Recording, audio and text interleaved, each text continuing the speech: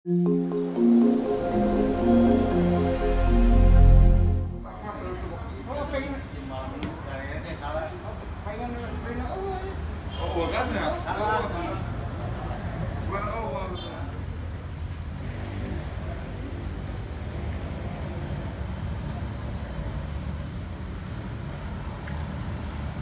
media, siang hari ini kita melakukan rilis ada pengungkapan kasus narkoba yang berhasil diungkap pada jajaran Satuan Polres Tasikmalaya Kota dalam kurun waktu 2 minggu. Ini yang kita ungkap adalah kasus selama 2 minggu. Dengan hasil yang kita ungkap ada 6 kasus, baik penyalahgunaan narkoba maupun obat terlarang.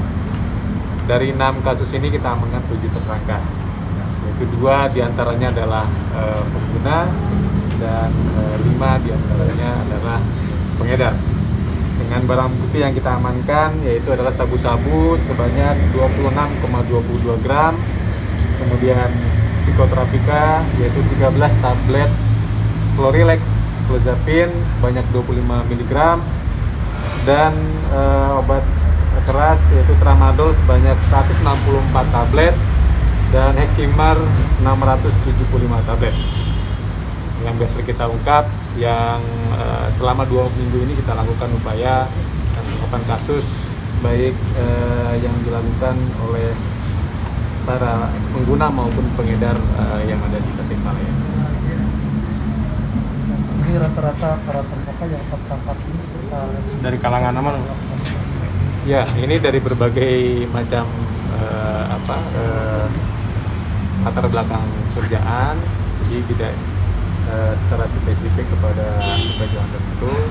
Dan di antara yang kita amankan ini tidak ada yang residivis, namun salah satu yang kita amankan yang inisial JJ, yaitu pengedar dari tramadol dan Heximar, yang kebetulan yang bersangkutan adalah tergabung dalam geng motor sebagai wakil ketua. Nah, dengan ditangkapnya JJ, inisial JJ ini juga kita dalami bahwa yang dilakukan oleh tersangka JJ ini memberikan atau menjual obat-obat keras kepada anggota dalam geng motornya. Berdasarkan pengakuan dari tersangka bahwa mereka atau anggota yang tergabung dalam geng motor tersebut membeli pada tersangka per 3 butir 10.000. Jadi memang ini untuk harga cukup terjangkau bagi para anggotanya, sehingga ini banyak dikonsumsi dan menimbulkan efek, salah satunya adalah muncul keberanian. Sehingga kita tahu bagaimana beberapa aksi yang terjadi selama 2020 yang lalu juga kita ketahui jadi kekerasan yang dilakukan oleh beberapa geng motor yang juga diamankan dan berhasil diungkap oleh jajaran Tasikmalaya Kota, dan beberapa diantaranya menggunakan juga obat-obatan sebagai penenang atau juga muncul keberaniannya untuk melakukan aksi-aksi. Doping berarti Pak? Ya, jadi memang ini obat penenang juga kalau digunakan muncul keberanian, sehingga mereka anak-anak remaja yang kemarin kita amankan secara fisik kita lihat memang masih anak-anak, tapi pada saat di jalan menggunakan alat tajam, senjata tajam dan sebagainya, bersama-sama dengan kelompoknya melakukan kekerasan, tindak kejahatan, dan timbul keberanian karena salah satunya juga ada pengaruh dari obat-obat yang dikonsumsi. Dan sudah berapa lama tersangka melakukan penggunaan narkoba? Ya, berdasarkan pengakuan dari tersangka yang sudah kita amankan, yaitu saudara JJ ini sudah 3 bulan di jalan. Ini berdasarkan pengakuannya, sehingga kita juga perlu dalami apakah hanya komunitas di kelompoknya saja ataukah juga kepada kelompok-kelompok yang lain. Ini sedang kita lakukan pengembangan. Ada indikasi nggak dari bahwa mereka sebelum melakukan aksi pengerusakan atau pembacokan segala macam, mereka mengkonsumsi atau pesta Obat ini? barang obat ini? Sampai dengan saat ini belum kita temukan ke arah sana. PJ bahwa dikonstruksi kepada para anggotanya, tapi pada saat aksi, mulai aksi ini juga kita masih dalami apakah setiap aksi juga ada pengaruh dari obat-obatan terlarang. Ini juga kita sedang melakukan pendalaman, termasuk diantaranya adalah kepada komunitas yang lain. Pelaku dari mana masih sabu dan obat-obatan? Iya, berdasarkan keterangan dan pengungkapan yang kita lakukan bahwa yang bersangkutan atau para pelaku, para pengedar khususnya, mereka membeli secara online. Membeli secara online yang komunikasi menggunakan handphone atau WA. Mereka dikirimkan barangnya dari beberapa kota, salah satunya di Jakarta, mengirimkan ke Tasik, kemudian dari di Tasik ini mereka mengedarkan kepada beberapa pengguna dan konsumen yang lain. Kalau jejak rekam ini bisa ditemukan nggak terselidiki oleh pihak narkoba atau satuan pembinaan sendiri? Ya, ini kita tentunya bekerja sama dan berkoordinasi juga dengan BNP, termasuk dengan BNN, bagaimana jaringan ini kita juga bisa akan telusuri dan kita ungkap, karena memang ini pengiriman juga dari beberapa kota di luar dari kota Tasik, sehingga kita lakukan upaya-upaya untuk kita lebih lanjut pengembangan kasus. Maka nanti memang ini bisa kita ungkap sampai dengan penjual yang ada di Jakarta dan kota-kota yang lain. Ada nggak rencana dari pihak kepolisian untuk memeriksa melakukan penyelidikan terhadap jasa penjemputan pulang atau apa dan sebagainya?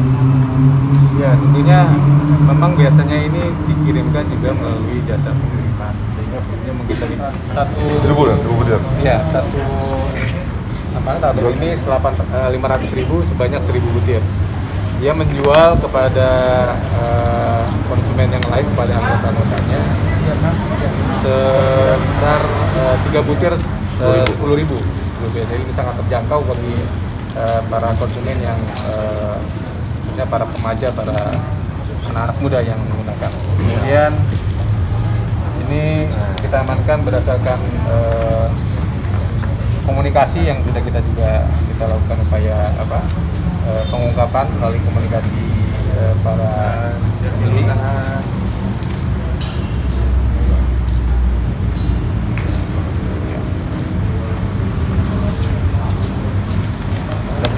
Siap, ini sebetulnya. Sama ya. Pandang ya, pengedar. Pengedar ya. Pengedar aja. Pengedar. Ini sabu-sabu. Ada timbang.